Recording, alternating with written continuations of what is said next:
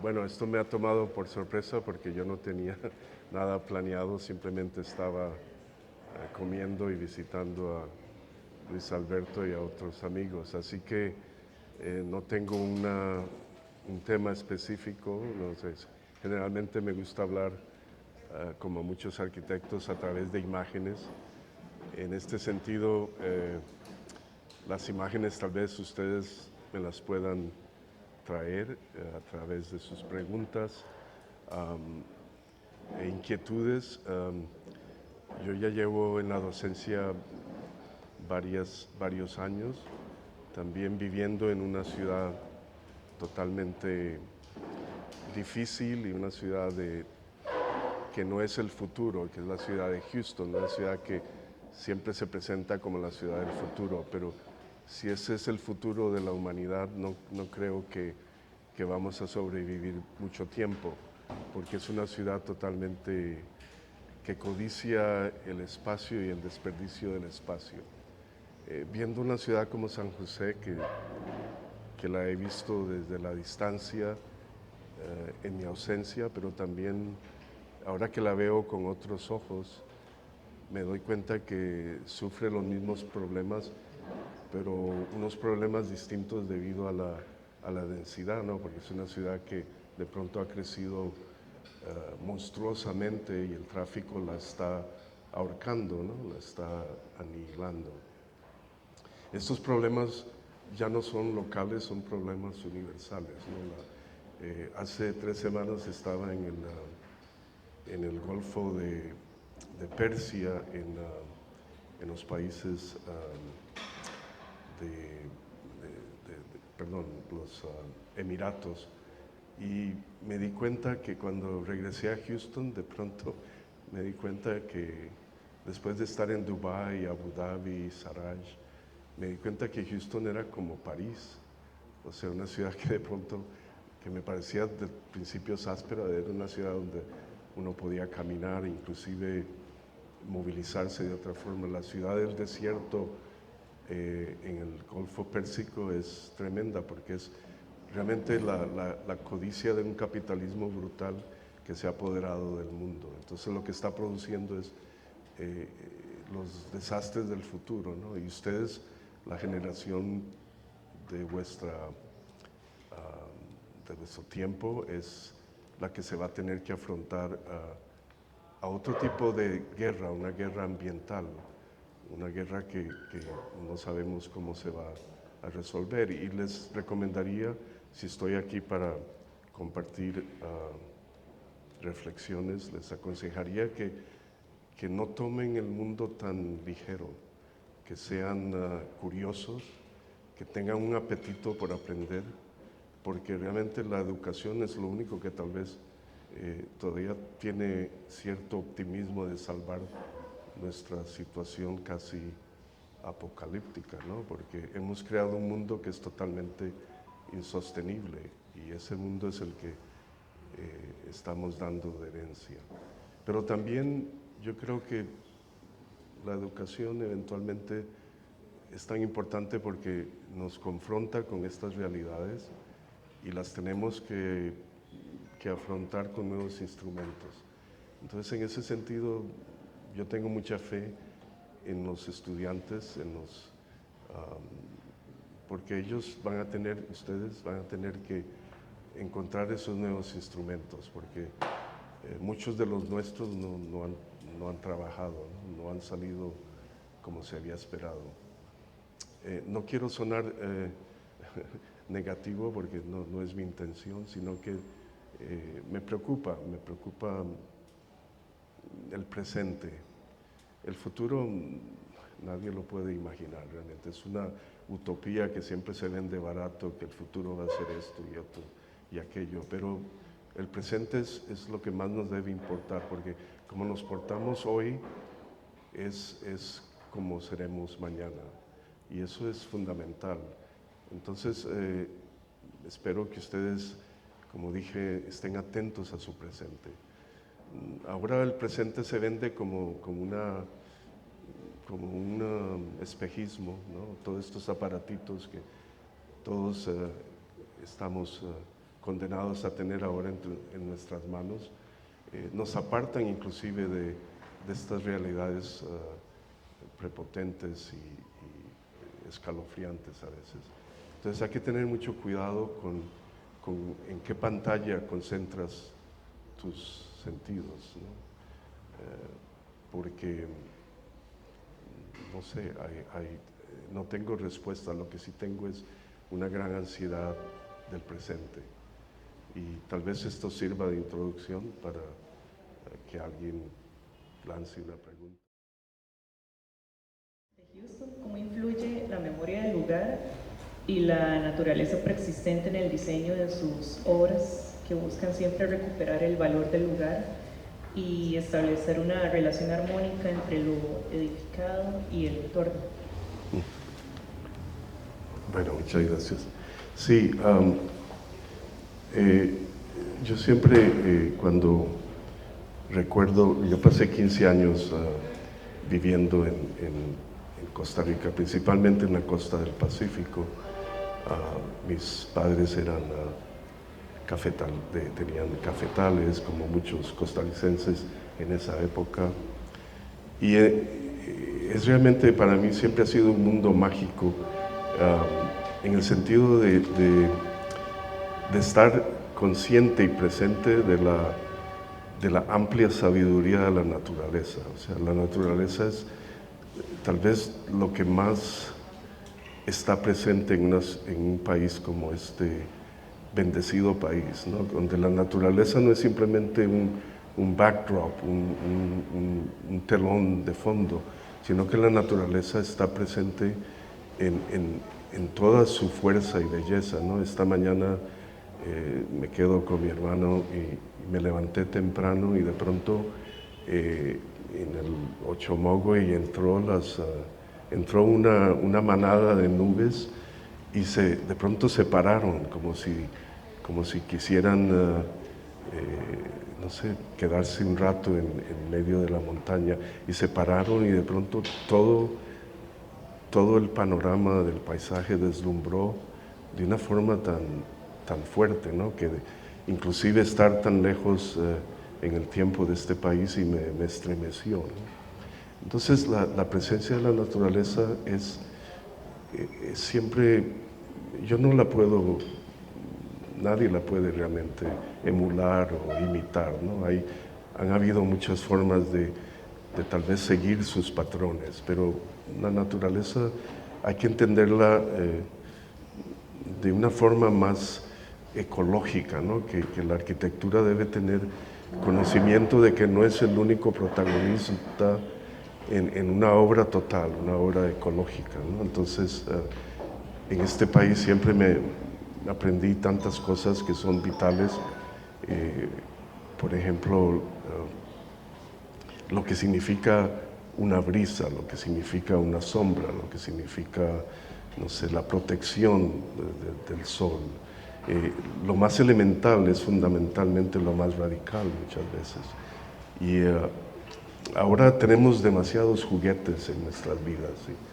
Y esos juguetes nos distraen, pero imagínense vivir en un lugar donde no se necesita ningún juguete, no se necesita nada, sino se necesita codiciar la llegada del día siguiente, que lo que más importa es el día siguiente, que no hay nada más que codiciar que la aventura, la expectativa, la belleza del día siguiente, porque la naturaleza no se repite, ¿no? Siempre nos deslumbra. Entonces, en ese sentido, para mí la arquitectura siempre ha sido una forma de tejer dentro de esa gran ecuación ecológica, ¿no? Entonces, para mí la arquitectura nunca ha sido un objeto en el paisaje, sino que es uno de los elementos que completan el paisaje, que completan ese hemisferio, ese universo propio ecológico, como lo llamamos hoy. Digamos, hoy se habla mucho de sostenibilidad, se habla mucho de cosas que siempre han sido parte de la arquitectura, pero se han olvidado por otros factores, se han olvidado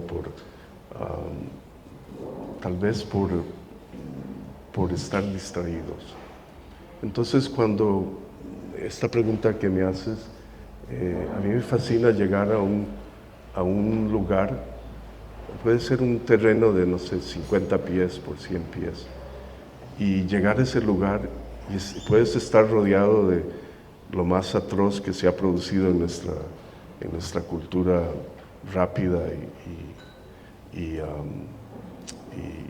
desechable, ¿no? Y puedes llegar ahí y te das cuenta que de pronto hay algo especial en ese lugar. No sé, puede ser una brisa, puede ser el paso del sol, puede ser una carretera, puede ser una acera. A veces no encuentras nada y si pones atención empiezas a encontrar muchas cosas. Una de mis primeras obras, me acuerdo, en Houston era un estacionamiento abandonado. Lo habían abandonado porque nadie se quería estacionar ahí. Y era un terreno de 39 pies, que son, no sé, 10 metros por 300 pies de largo. Y lo más fascinante de ese terreno es que tenía una orientación fascinante, porque el proyecto era una imprenta de artes gráficos. Entonces el terreno era 39 pies por 300 pies de largo. Y habían habido 2 arquitectos que habían renunciado al proyecto porque habían dicho que era imposible hacer un edificio de 10,000 pies cuadrados. Y cuando yo visité el solar, me impresionó la soledad del solar. O sea que inclusive el propio rechazo del solar anticipaba en sí mismo una forma de entender ese aislamiento. Entonces lo que hicimos fue crear una obra totalmente rodeada de una muralla de bloque de hormigón y un edificio que se va escalando a través de 300 pies, como si está buscando la forma para que la luz del norte entre en esta imprenta. O sea que inclusive lo que parecía no tener absolutamente ningún recurso se convierte de pronto en una literatura propia a través del lenguaje arquitectónico. Y ahora el edificio sigue ahí, ya tiene, ¿qué? 40 años creo. Y ahí está, y sigue, y ahora la imprenta parece que la van a cerrar y no sé qué va a pasar con el edificio, pero también la crueldad de la arquitectura es que muchas veces solo tiene un término de vida. Cuando un edificio puede vivir más años, tiene mucha fortuna.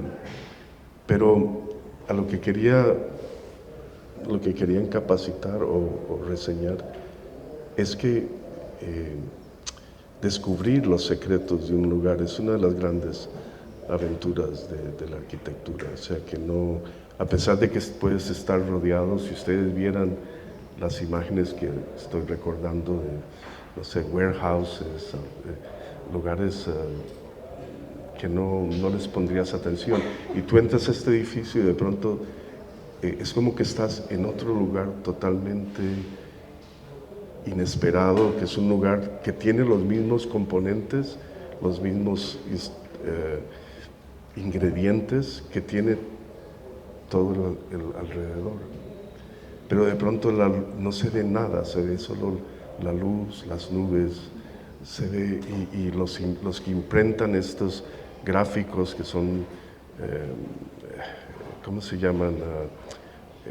Perdón mi castellano, prints, o sea que como, sí, gracias, y las hacen y pasan horas, y lo más bonito es que el edificio, por su orientación, es como si fuese un reloj. Entonces tú sabes cuando son las 8 de la mañana, cuando son las 10 de la mañana, cuando son las 5. Entonces el edificio trabaja así como un magnífico elemento que ayuda a entender el tiempo de otra forma. Sí, entonces que inclusive donde, o como decía Álvaro Siza, el gran arquitecto portugués, que dice, inclusive cuando estás trabajando en el desierto, siempre hay algo mágico, siempre hay un contexto. Y en ese sentido sí, el lugar es fundamental. Y a veces es no solo físico, sino puede ser también abstracto, literario, ¿no? Hay muchas formas de interpretar. No sé si te respondí total. Sería importante visualizar, digamos, esa experiencia de Costa Rica, estamos en el trópico, vivió en el Pacífico, y irse para un país diferente, donde la cuestión del clima, la naturaleza, la cultura totalmente diferente. Entonces, esa adaptación suya como arquitecto, esa visualización, o sea, ¿cuál fue la experiencia? O sea, ¿cómo me adapté a esas condiciones tan diferentes? Y creo que no hay duda de que lo que he visto de sus proyectos, o sea, tienen un impacto muy importante, un poquito de lo que usted está hablando, o sea, cómo es que usted logra hacer que esos edificios se claven ahí, eso que usted está hablando. Yo creo que de alguna forma nosotros decimos que los lotes tienen vocación. Sí. Y entonces, esa adaptación, o sea, ¿cómo fue esa experiencia? Sí, muchas gracias. Sí, bueno, primero que todo, yo soy un inmigrante accidental, en el sentido de que yo estaba muy feliz aquí, iba al colegio Calasanz, tenía una educación excelente. De pronto una de mis hermanas consiguió hacer una maestría en Nashville, Tennessee, que es la capital de la música en Estados Unidos, y yo me fui con ella simplemente acompañarla para que no estuviera tan sola. Ella ya hablaba inglés, yo no hablaba nada más que good morning y thank you very much. O sea, y me acuerdo que en Tennessee ahí fue muy duro para mí porque yo no conocía el racismo, yo no sabía lo que era el racismo, no sabía que yo vivía en un país donde todos éramos como, no sé, como frutas en un mercado, todos diferentes colores, una ensalada de frutas, ensalada de lo que quieras. Pero yo nunca había sentido el odio y el disturbio del racismo. Entonces en Tennessee fue muy fuerte, porque este es uno de los estados del sur que cuando yo estuve ahí, bueno, era un estudiante nada más para aprender inglés, me tocó muy fuerte y no me gustó para nada. Entonces, ese fue el primer choque cultural, ¿no? Pero lo que sí me alimentaba siempre en esos momentos, digamos, de desesperación, de estar tan lejos de una tierra que yo consideraba y la considero un paraíso terrenal, ¿no? Aunque veo que a veces mis propios compatriotas no se dan cuenta, o tal vez no lo respetan suficientemente, pero eso es otra historia. Pero yo vivía en ese momento en ese gran, digamos, shock, ¿no? Que es como estar un poco asustado de un país totalmente distinto, una cultura totalmente material, pero material a lo máximo, ¿no? Donde todo es una mercancía, todo es la producción de una ganancia. Y las ganancias que para mí siempre han tenido sentido son todas las que uno no puede comprar. Entonces yo estaba ya arruinado en un país porque nadie me podía vender lo que yo quería. Pero me di cuenta que yo podía, ¿cómo diría?, contribuir lo que yo no podía venderles. Es una paradoja, yo sé, pero entiendes a lo que me refiero.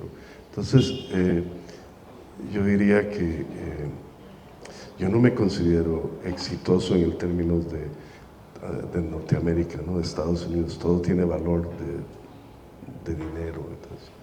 Pero sí me considero, diría yo, consciente de de lo que vale realmente, lo que tiene valor. Y eso es algo que siempre me causaba y me causa todavía muchos problemas y es difícil hacerse paso o camino en una sociedad que rechaza aquello que no puedes comprar. Puedo hacer más precisamente porque puedo hablar como una persona híbrida, que puedo entender dos culturas.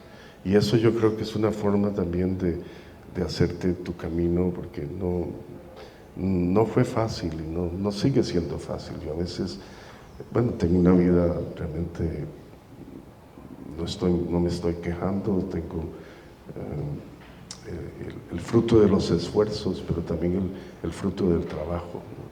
Y eso es algo que a mí me impresiona de Estados Unidos, que es que el trabajo tiene un significado casi espiritual, a pesar de que se presenta siempre como un valor material.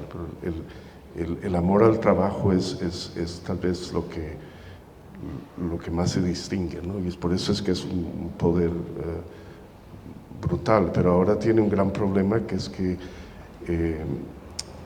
digamos, el desarrollo económico del país va siempre contra el desarrollo, digamos, de hacer que las gentes vivan mejor. O sea que esto sucede en todo el mundo hoy, seguro que aquí es igual, porque el mundo está dominado principalmente por las fuerzas de un capitalismo que lo arrasa todo.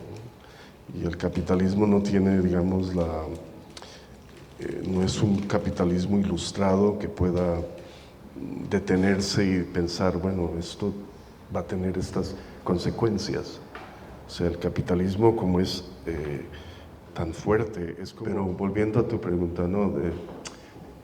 Yo creo que la gran empatía y la gran sabiduría que yo aprendí en este país nunca se me ha evaporado, y es lo que me ha hecho en cierta forma sobrevivir un mundo que es muy duro y sigue siendo muy duro.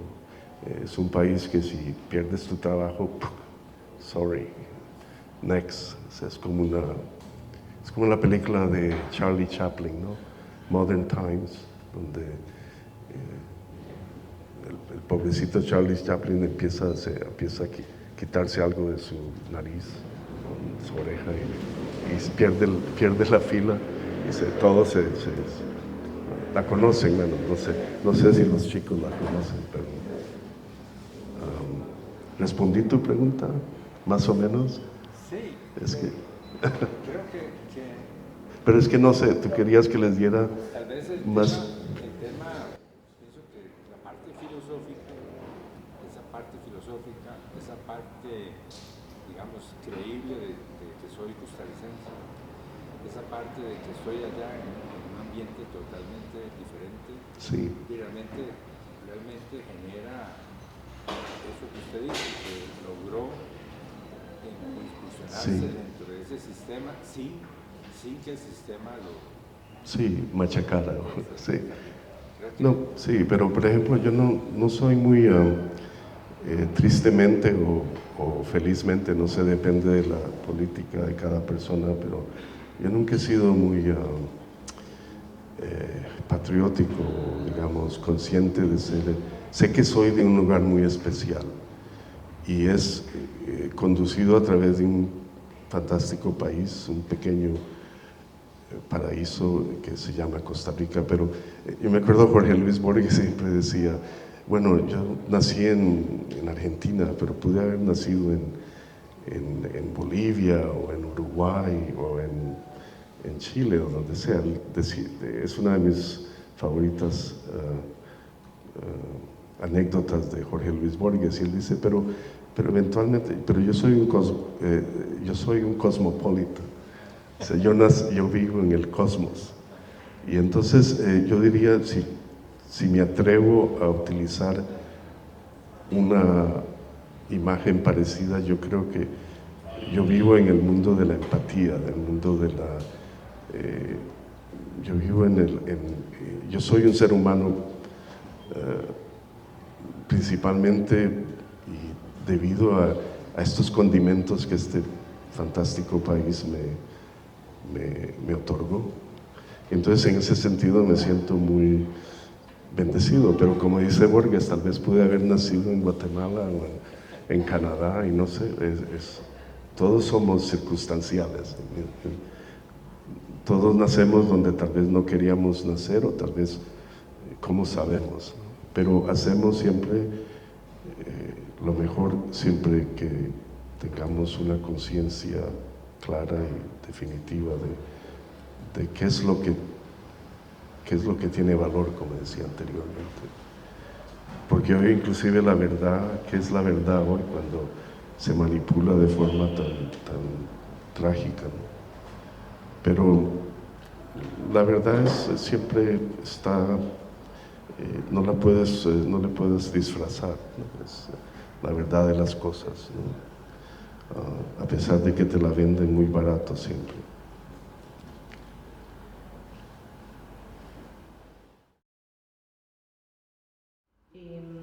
¿Podría profundizar un poco más en cómo manipula usted la luz natural como ese elemento dinámico que refleja el paso del tiempo y las texturas para evocar emociones y generar experiencias más sensoriales en sus proyectos, como se evidencia, por ejemplo, en la Casa Estudio Jiménez o en Wong Buddhism? Sí, bueno, algo que es interesante, que los estudiantes de arquitectura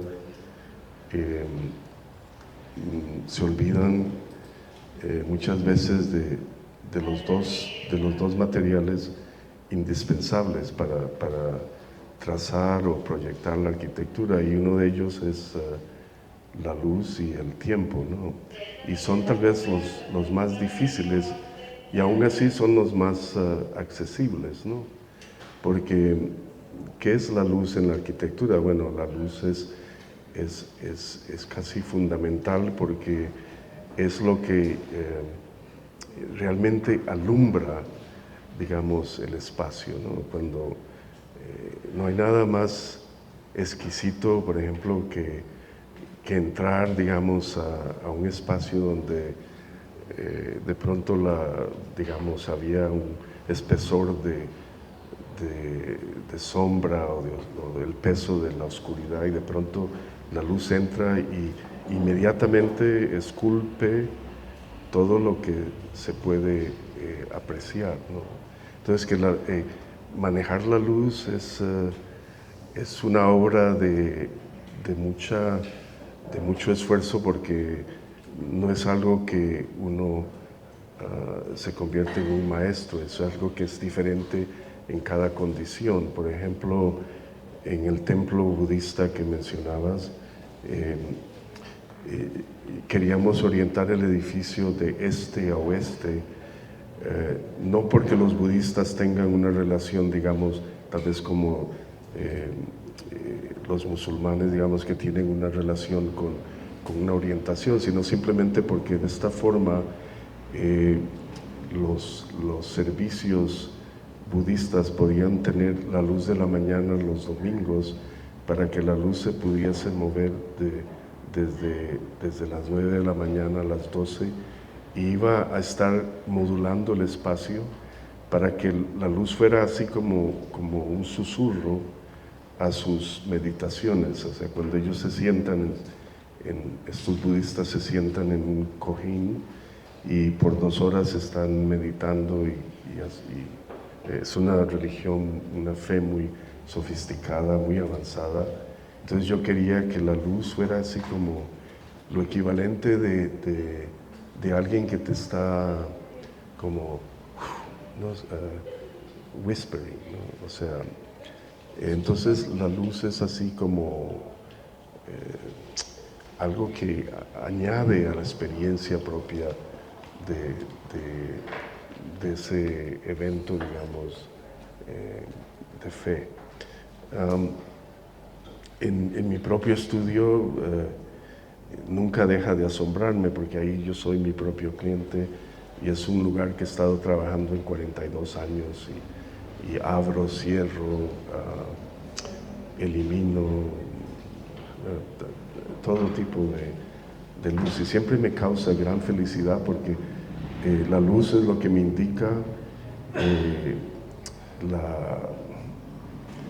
la dimensión y la infinitud de solo un día. O sea que en un día yo puedo entender toda la realidad del infinito, ¿no? Que es algo así que no viene de mi propio pensamiento, es una imagen poética de entender la vida dentro de un caracol, ¿no? Es lo mismo con la luz. Entonces la luz tiene esa dimensión, por ejemplo, maravillosa. O si tú vas a un trabajo si tú visitas algún día la capilla de Rocham, de Le Corbusier, o la capilla de Eric Bregman, en la capilla de la resurrección, y te das cuenta que la luz es una escritura invisible y a la vez totalmente física, se la sientes. Entonces, en ese sentido, la luz no deja de sorprenderme. Lo que pasa es que siempre es distinto si fuera una fórmula sería muy fácil. Tampoco se puede medir por un instrumento. La luz se tiene que sentir. Es como, hay una película fantástica de Vittorio De Sica que se llama Milagro en Milán.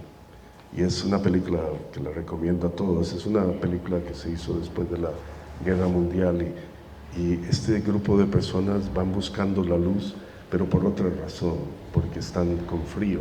Entonces la luz representa el albergue, representa el calor, representa, así como para alguien como Barragán o Bregman o inclusive Le Corbusier, la luz representa un acecho o un desafío espiritual, para otros representa el confort, o representa la satisfacción de sentirse agrupado. Es que me disculpan, me trabo tanto, debo venir más a menudo a practicar. Hablo un Tex-Mex, pero no les quiero involucrar con ese nuevo lenguaje. Pero sí, la luz es impresionante, y el tiempo para mí son los más bellos materiales de la arquitectura, porque el tiempo viene relacionado con materiales, ¿no? Si tú entiendes el tiempo, hoy en mi ciudad adoptiva de Houston yo sufro mucho porque tú ves que las casas las hacen con materiales que si duran 20 años se considerarían elocuentes en su materialidad, pero son simplemente fórmulas del mercado. Venden estas casas por una enloquecida figura de dinero y después se desechan, ¿no? La próxima, next. O sea, es la sociedad del desperdicio, de una irresponsabilidad total, promovida principalmente por el mercado. Entonces, entender el tiempo, nuestra revolución como arquitectos todavía se basa en el entender la posibilidad de los materiales. El tiempo y la luz son los más exquisitos de los materiales, y yo creo que no soy singular en decirlo, porque sé que cualquier arquitecto que entiende la dimensión de la arquitectura lo puede decir abiertamente. Pero son los más difíciles de entender, porque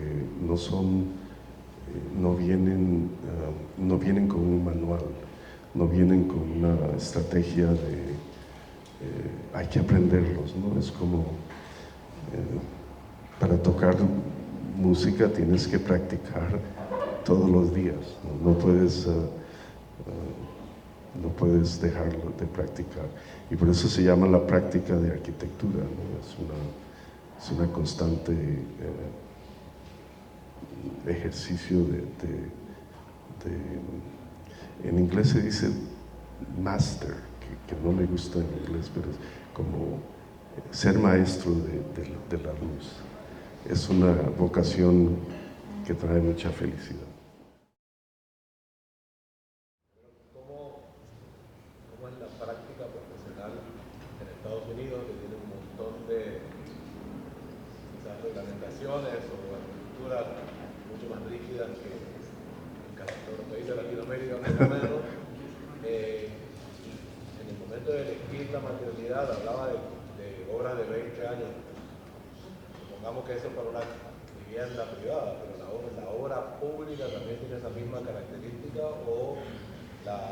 materialidad elegida para obra pública es mucho más... No, es peor, inclusive es muy triste. Por ejemplo, algo que yo siempre critico es que se habla de affordable housing, que eso quiere decir vivienda que pueda ser accesible digamos, a los salarios de las personas que tienen dificultad comprando casas. Es un oxymoron, ¿no? Que no tiene sentido decir, porque no podemos ¿cómo se dice afford? Sí, es que ¿cómo es posible hablar en una sociedad que se llama develop? O sea, que yo veo a los Estados Unidos contrariamente a lo que ellos presentan, porque no es un país desarrollado, sí es un país poderoso, pero no es un país desarrollado. No tiene digamos, si tú vas a un país europeo, inclusive latinoamericano, están más desarrollados en el sentido de entender la inversión de la vivienda. Hablemos solo de esa pregunta. O sea, que ahora he venido de Pamplona en un congreso un workshop de housing, y el gobierno de Pamplona invierte 2.000 euros el metro cuadrado, más que el patrimonio privado, para construir vivienda, porque ellos están invirtiendo en el futuro, están invirtiendo en 75 años que una vivienda pueda ser transferida a la nueva generación. En Houston, por ejemplo, una vivienda affordable está hecha de papel, de paper maché. Es que te duele ver esas cosas, ¿no? Y tú ves a personas que han ahorrado $100,000 y el gobierno les da un voucher de 25,000 y se compran una casa que el primer huracán que viene y les da, porque los huracanes son irracionales, no tienen lógica, no vienen de muchos rumbos y entran, y por mala suerte su casita estaba en medio del huracán y se la llevan, pues no tienen seguro de inundación o de tormentas y se quedan sin nada. Es brutal. O sea, que no es solo la evidencia física, sino la evidencia moral. Por eso es que el país, yo no lo veo un país desarrollado. Es un país que es poderoso y que tiene grandes tecnologías, pero humanamente no es desarrollado. Y lo digo y lo defiendo porque, bueno, mejor me callo un poco, si no me dejan entrar de nuevo.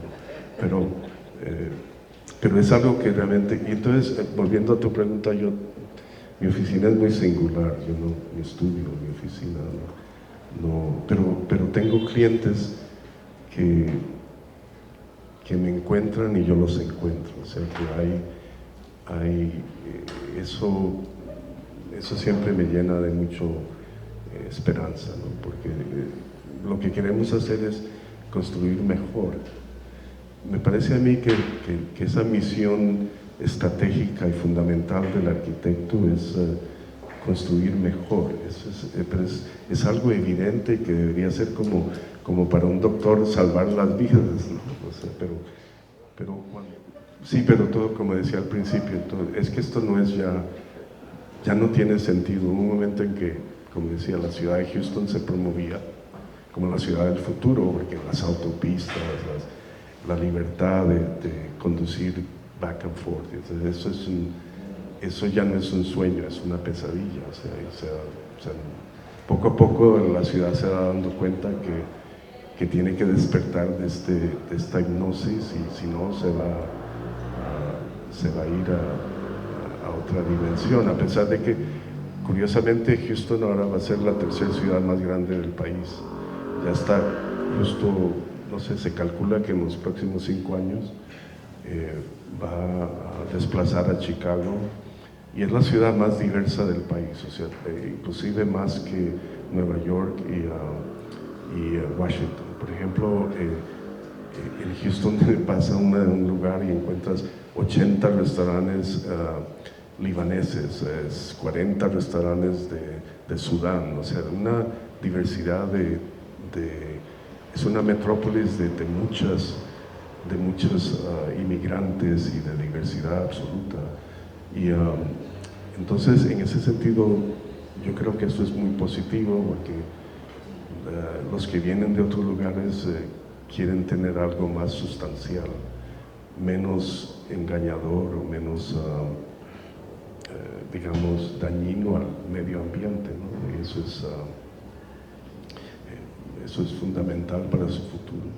Pero bueno, yo creo que tal vez he exhaustado la paciencia y les agradezco su atención y su realmente bienvenida a mi castellano herrumbrado o accidentado tal vez, pero me entendieron, ¿no? Sí, muy bien, muy amables, gracias.